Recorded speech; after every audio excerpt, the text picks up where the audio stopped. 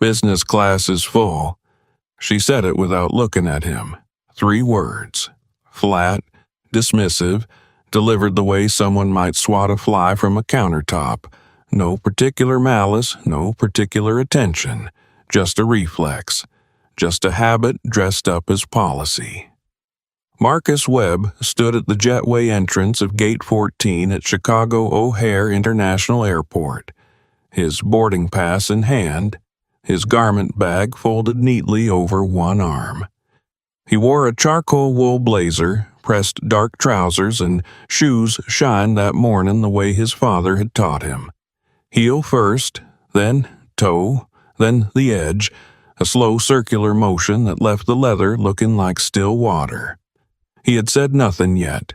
He had simply presented his boarding pass the way every passenger ahead of him had done. The flight attendant, whose name tag read Diane, had scanned the pass, heard the confirming beep, looked up at him, and looked back down. "Business class is full," she said again, as if repetition were explanation. Around him, the jetway hummed with the low shuffle of boarding passengers. The air smelled of recycled warmth and jet fuel, and the particular exhaustion of a Tuesday morning crowd that had already been awake too long. A woman in a tan coat glanced over her shoulder and looked away. A man in a baseball cap slowed for just a moment, then kept walking. Nobody stopped. Nobody spoke.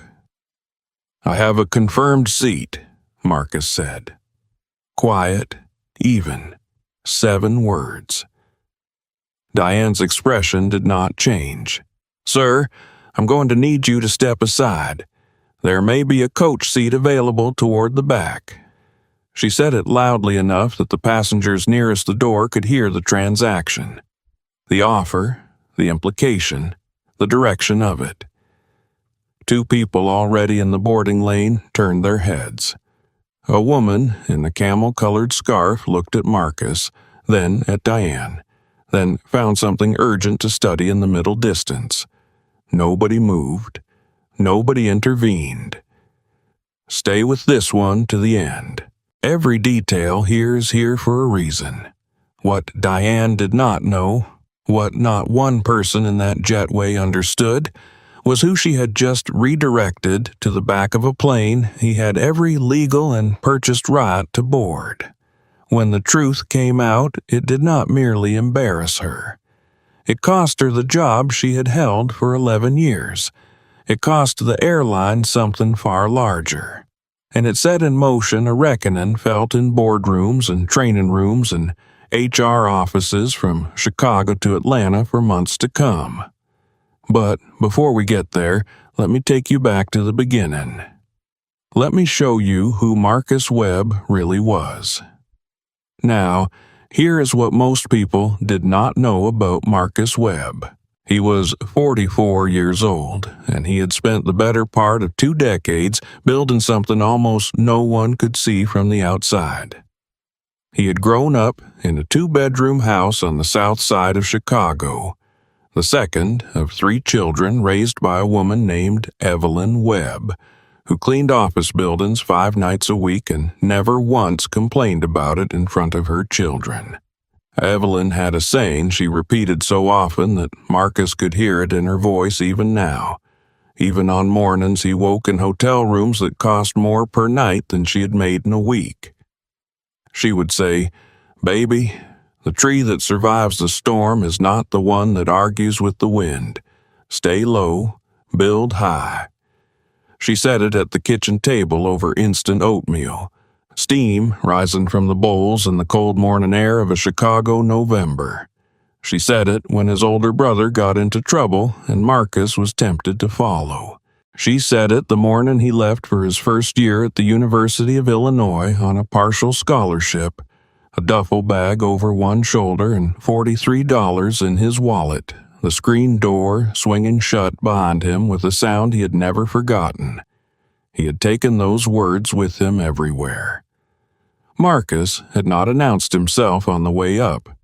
He had earned a degree in aerospace engineering, then a second in organizational management, then a commercial pilot's license pursued on evenings and weekends while working as an aviation safety consultant. He had logged more than 4,000 flight hours across a decade of early mornings and late nights, studying in the cockpits of small training aircraft while the rest of the city slept.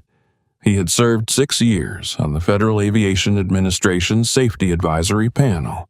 He had published 2 papers on crew resource management that were now standard reading in 3 major airline training programs. Papers written at a kitchen table not unlike his mother's, in a studio apartment in Evanston with a window that faced the elevated tracks. He had done all of it quietly, methodically, low and high at the same time, invisible on the surface and immovable underneath. 3 years ago, he had been appointed Deputy Director of Aviation Safety Standards at the Department of Transportation, a position that, among other things, gave him oversight authority over the certification processes governing every major commercial airline operating in the United States. He did not wear the title like a badge. He carried it the way his mother had carried her work, without announcement, without performance, without the need for anyone's recognition to make it real. On this particular Tuesday in November, he was traveling to Washington, D.C. for a closed-door meeting with the Secretary of Transportation and 2 senior members of the National Transportation Safety Board. He had booked his business class seat 6 weeks in advance. He had his confirmation number. He had his boarding pass. He had done everything right. He always did everything right. And none of it had mattered at Gate 14. Now, let me tell you about Diane Calloway and the world she believed she ran. Diane had worked for Meridian Atlantic Airlines for 11 years. She was a senior flight attendant, which at Meridian meant first pick of routes, first pick of cabin assignments, and a reputation among the crew scheduling team as someone who did not tolerate what she called disruptions to her cabin. She was efficient. By the airline's own metrics, she was excellent. Her photograph was on a plaque in the break room at the O'Hare Crew Lounge, mounted between a potted plant and a bulletin board of shift schedules. She also had a habit her colleagues had noticed and privately discussed for years, a habit of reading passengers at the door, of making assessments in the 2 seconds between the scan of a boarding pass and the direction to a seat. Some called it instinct. Some called it profiling. One junior flight attendant, a young woman named Keisha Tran, had used a different word in a conversation with her supervisor 8 months earlier. A conversation that had been noted, filed, and quietly set aside without a single follow-up action. Diane did not think of herself as biased. She thought of herself as experienced. She had developed, over 11 years, a working theory of who belonged where on an airplane, built not from policy but from assumption, from the accumulated weight of 1,000 small prejudices she had never once examined. She moved through that jetway with the certainty of someone who had never been wrong, because no one had ever made her reckon with it. She had no idea that the man she had just redirected to coach held a federal appointment that gave him indirect oversight authority over her employer's operating certificate. She had no idea at all. What happened next in that jetway was not a misunderstanding. It was not a clerical error or a system glitch. It was something older and more deliberate than any of that, and it was about to be witnessed by 47 people who would later be asked to describe exactly what they saw.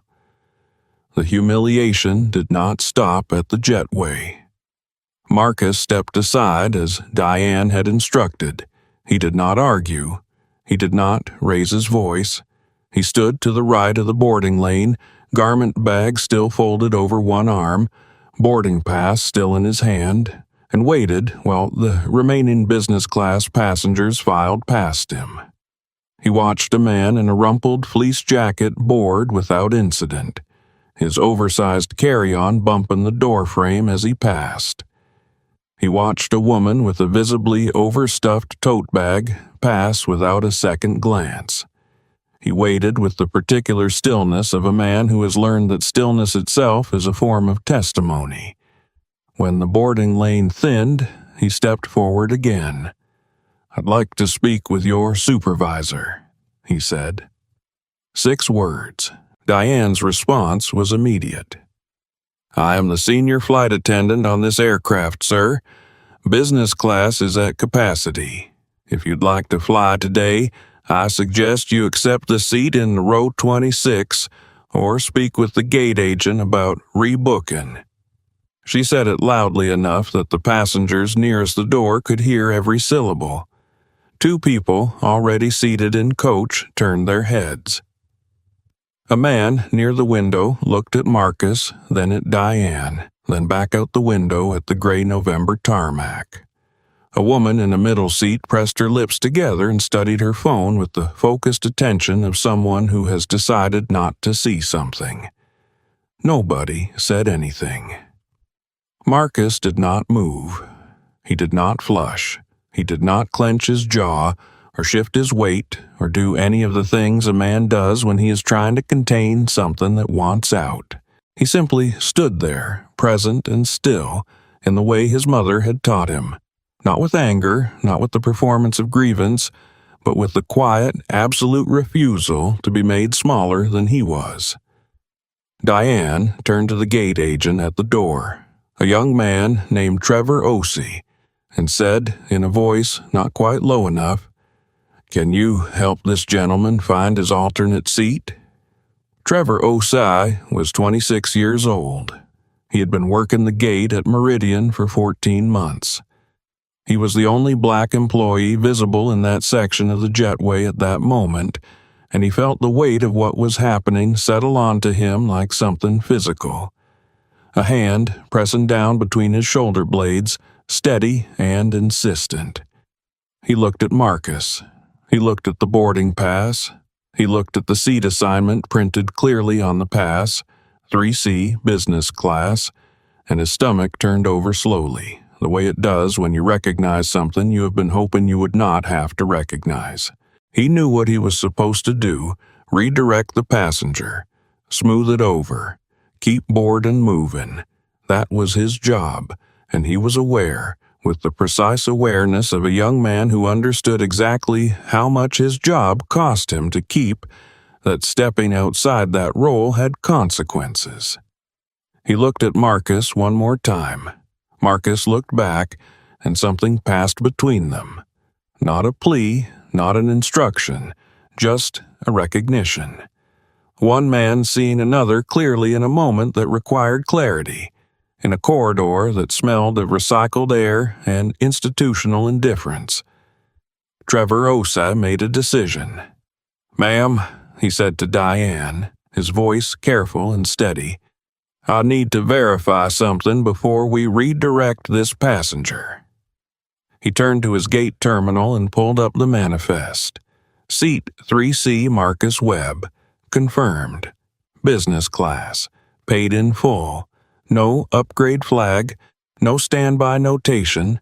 No reason anywhere in the system for the seat to be considered unavailable. The screen was plain and unambiguous, the way screens are when no one has thought to alter them. He printed the verification and held it in his hand. Diane looked at him with the expression of someone whose authority has been questioned by someone they did not expect to question it. "Trevor," she said, "we need to finish boarding." "I understand," he said, "but this passenger has a confirmed seat in business class, and the manifest shows it is open." The silence that followed was brief and total. Then the door to the jetway opened from the aircraft side, and a man stepped through it who had not been part of the conversation until that moment, a tall man in a white uniform shirt with 4 gold stripes on the epaulettes, moving with the unhurried authority of someone who had been flying commercial aircraft for 22 years. His name was Captain Daniel Reeves, He had come to the door because his first officer had flagged an unusual delay in boarding, and Captain Reeves had a rule about unusual delays. He investigated them himself, personally, every time. He stepped into the jetway. He took in the scene with the practiced efficiency of a man trained to read a cockpit at a glance. He looked at Trevor's printout. He looked at the boarding pass in Marcus's hand. He looked at Diane. And then he looked at Marcus, and something shifted in his expression.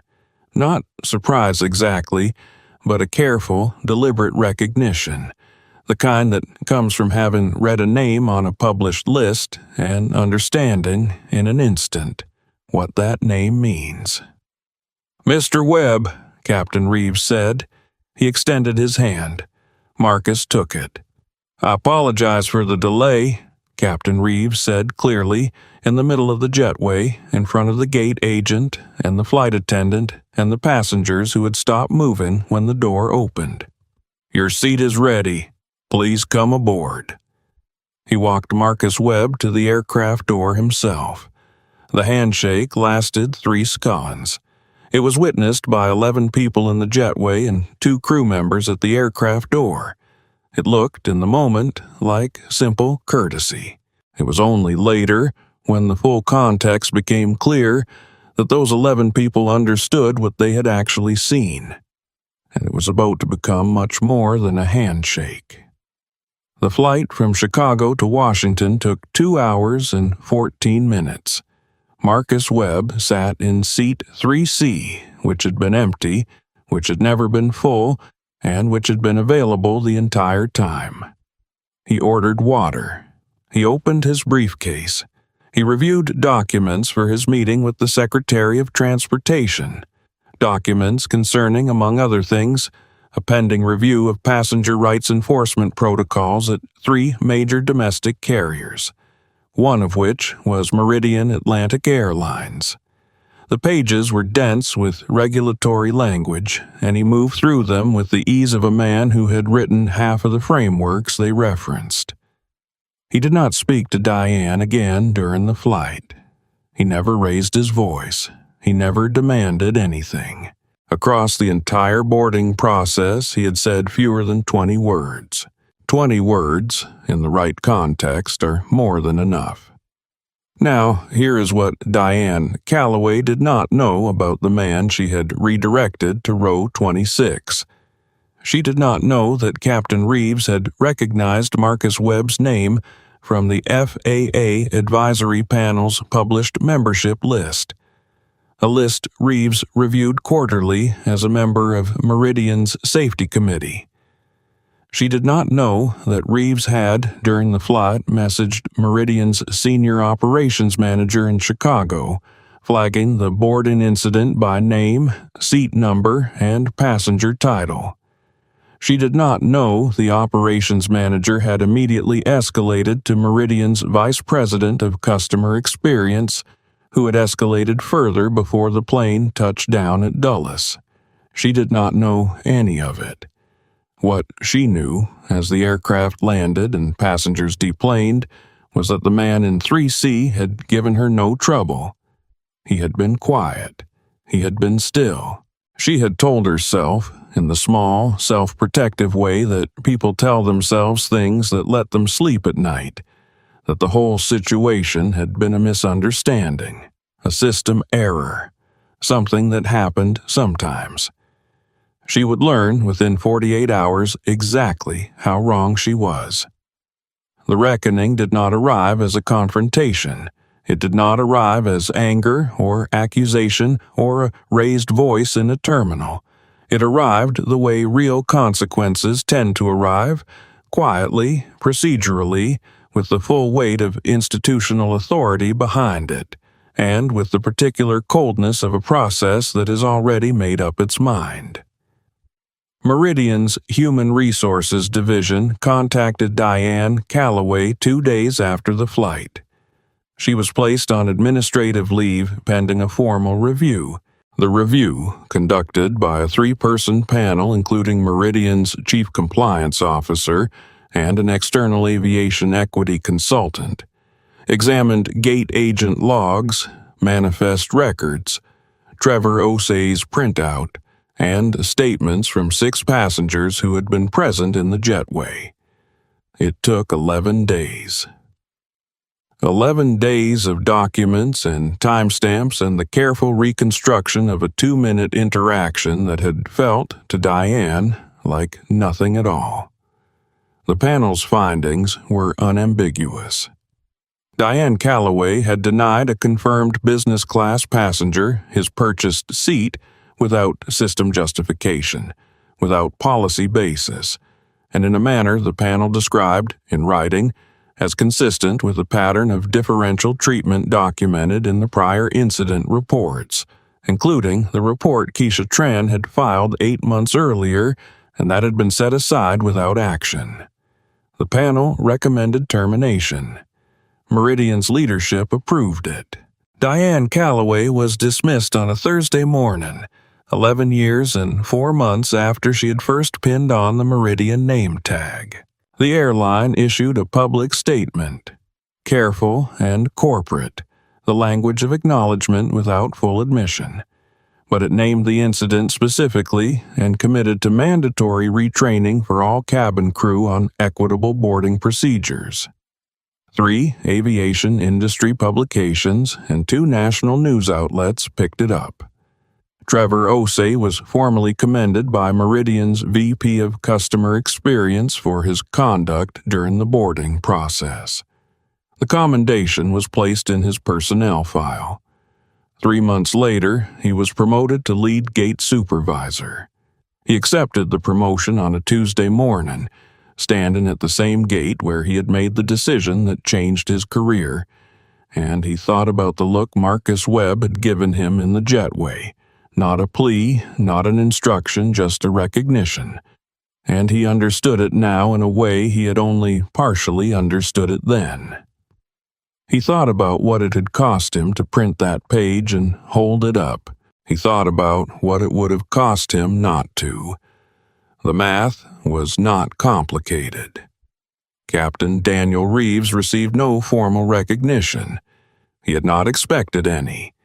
He had simply done what the situation required, and he returned to flying his routes the following week without ceremony, 4 gold stripes on his shoulders and a rule about delays that he intended to keep.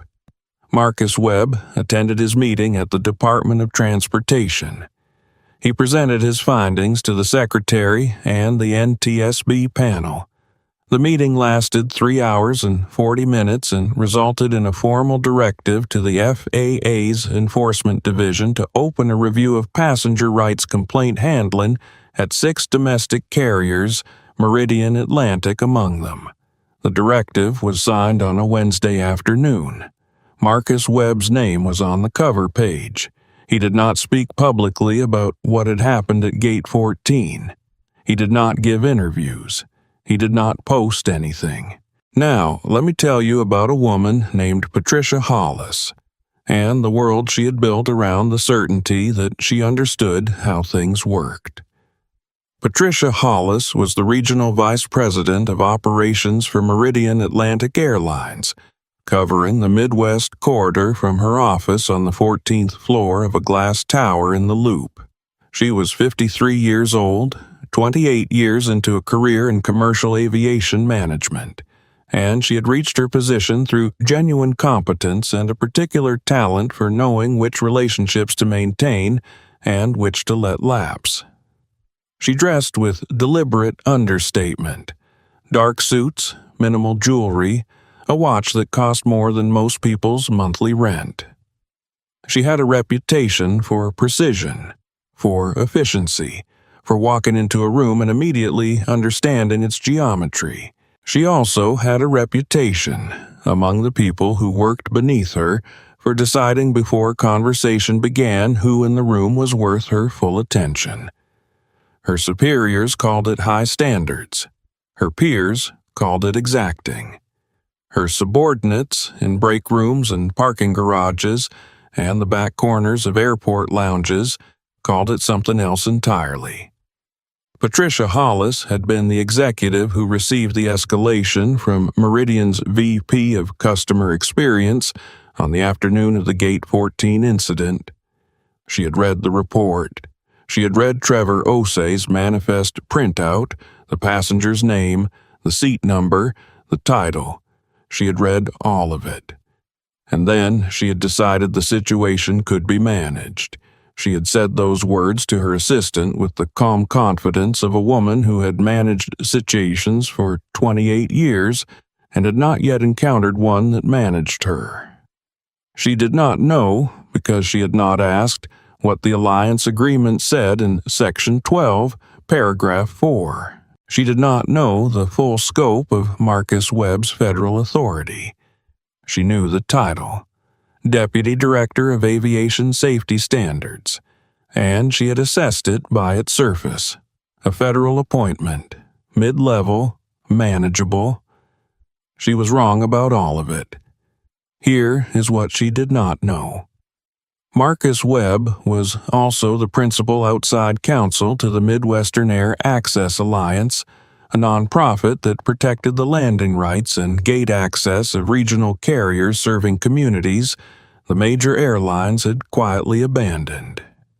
He had structured the alliance's legal and regulatory framework himself, working evenings and weekends alongside his federal appointment, at the same kitchen table discipline that had carried him from a duffel bag and $43 to a federal appointment. The alliance represented 11 airports and held, in a trust instrument Marcus had personally drafted and filed with the FAA 3 years earlier, gate access rights at O'Hare International Airport at 6 specific gates during peak travel windows. Gate 14 was one of them. Meridian Atlantic had been an alliance partner carrier for 2 years. Their partnership agreement, a 47-page document Marcus had negotiated personally, read in its entirety, and could have recited from memory, contained a clause in Section 12, Paragraph 4, requiring Meridian to maintain equitable boarding procedures for all passengers holding confirmed reservations on alliance-affiliated routes, subject to federal oversight review upon written complaint. He had not mentioned this at the jetway. He had not needed to. He had simply stood there, boarding pass in hand, and waited for the truth to do what truth eventually does.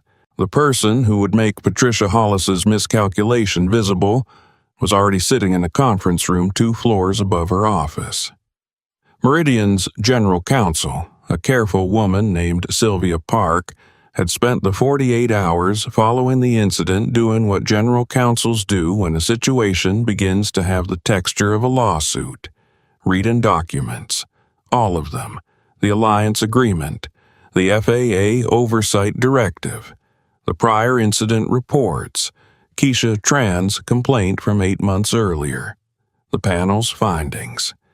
She read with the focused attention of someone who understands that the difference between a manageable situation and a catastrophic one is often a single clause on page 31. She had read Section 12, Paragraph 4, and she had sat very still for a long moment. The conference room around her was quiet, the loop's midday noise muffled by the tower's insulated glass, and in that quiet she had understood with complete clarity what Meridian was looking at. Then she had picked up the phone. Sylvia Park requested a meeting with Patricia Hollis. She also sent a written communication to the Alliance's legal office, to Marcus Webb's office specifically because his name was on the trust instrument, notifying them that Meridian was initiating a voluntary compliance review and requesting a formal meeting. She had done this not because she was certain of the outcome. She had done it because she understood, with the clarity that comes from reading 47 pages very carefully, that the alternative was considerably worse. Patricia Hollis walked into that conference room on a Thursday morning believing she was walking into a conversation she would control. The room smelled of coffee and the particular tension that fills a space when someone in it knows something the other does not. Sylvia Park was already seated, her hands flat on the table. 2 compliance team members sat to her left. A woman from the Alliance's legal office sat at the far end, a leather portfolio open in front of her, a yellow legal pad beside it with handwriting Patricia could not read from across the table. Marcus Webb was not there. He did not need to be. His name was on every page Sylvia Park slid across the table.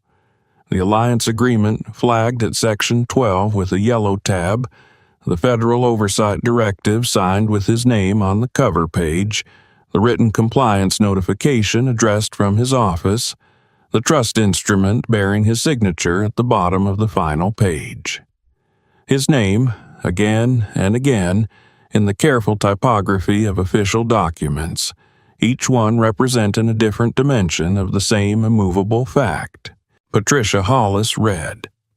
She read carefully, the way people read when they begin to understand that they have miscalculated the weight of something. The color in her face changed by degrees, slowly, the way light changes in a room when a cloud moves across the sun. Not all at once, but steadily, until the room is a different room than it was. Sylvia Park said quietly, "The Alliance has the right, under Section 12, to request an independent audit of Meridian's boarding procedures on all Alliance-affiliated routes. They have indicated they intend to exercise that right." She paused. "They are also reviewing whether the incident constitutes a material breach of the partnership agreement." A material breach. 2 words. The kind of language that, in a contract of this nature, did not describe an inconvenience. It described the potential termination of a partnership that accounted for a significant portion of Meridian's gate access at O'Hare. Access that, once lost, could not be easily recovered, because the trust instrument had been filed with the FAA and the filing was irrevocable, without the Alliance's consent. Patricia Hollis set the document down. She had said the situation could be managed. She had said it to her assistant, to the VP of Customer Experience, to herself in the internal monologue of someone who has not yet understood the size of what they are looking at. She had been wrong, and the wrongness had a number attached to it.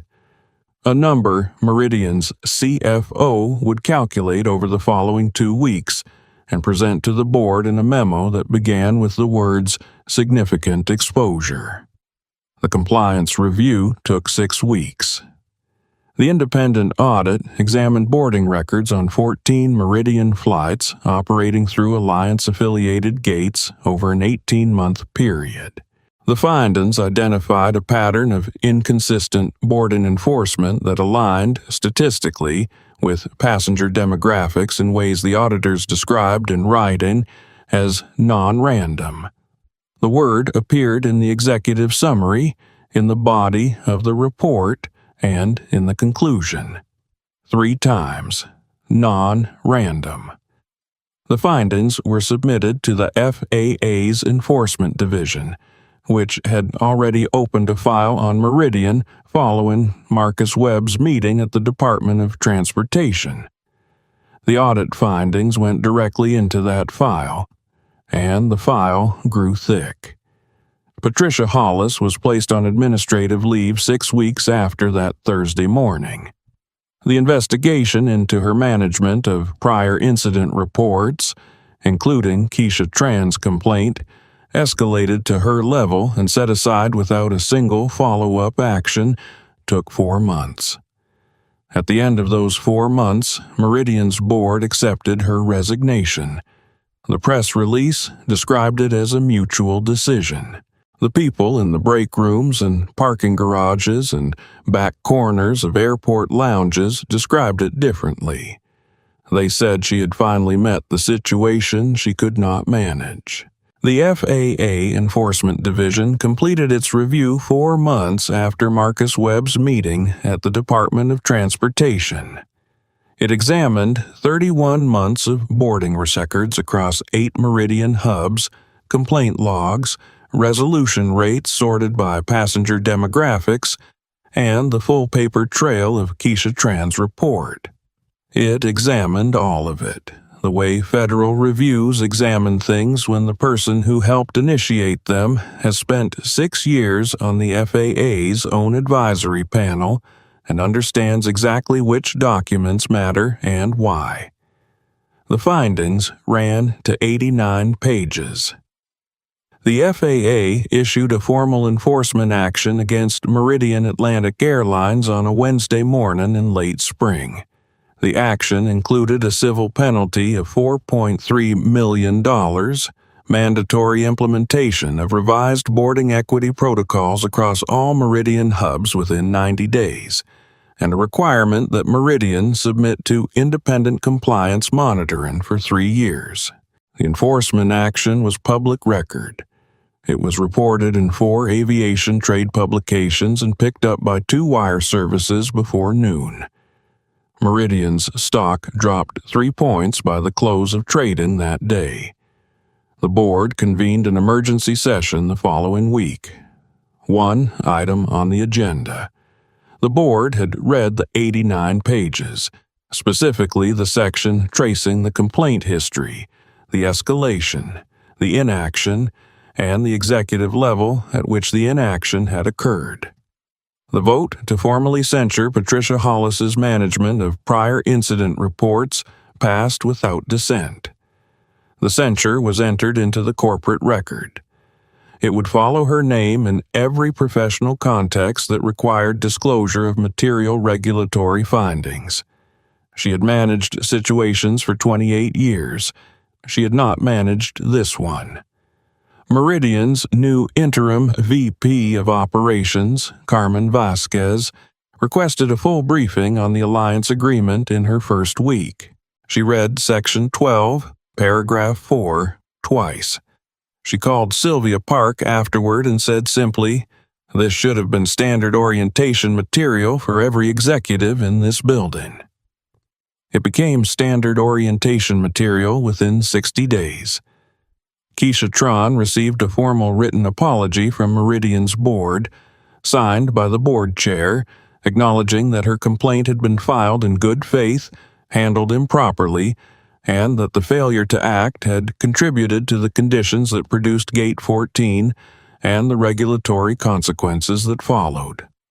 The apology came with a confidential settlement. What was not confidential was the structural outcome.